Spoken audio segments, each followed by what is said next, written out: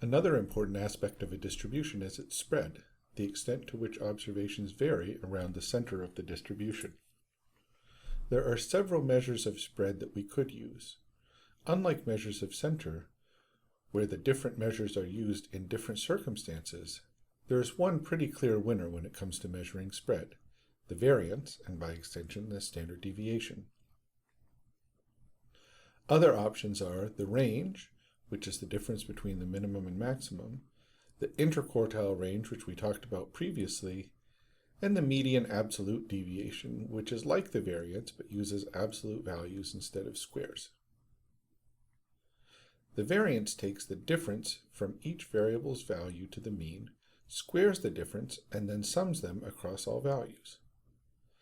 Then we divide the sum by n to give something of an average.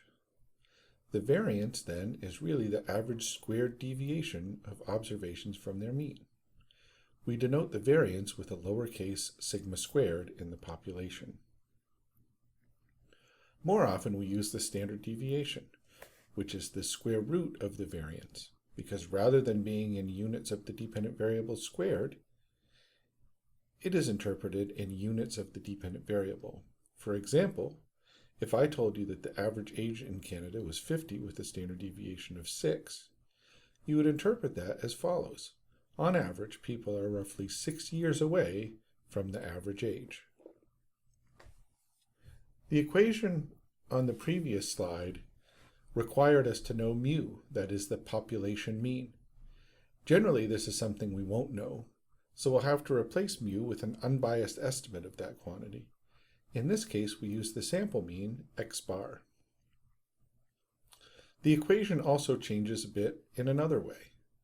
The numerator of the function is still the sum of squared deviations of the observed values from their mean. However, in the denominator of the fraction, we divide by n-1 instead of n.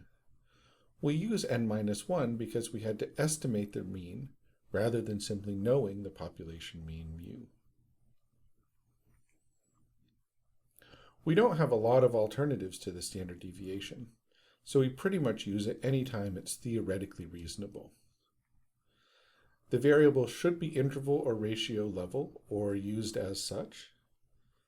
Keep in mind that just like the mean, the standard deviation is susceptible to outliers and influential points. Again, the interpretation is that the standard deviation is the average distance of observations from the mean.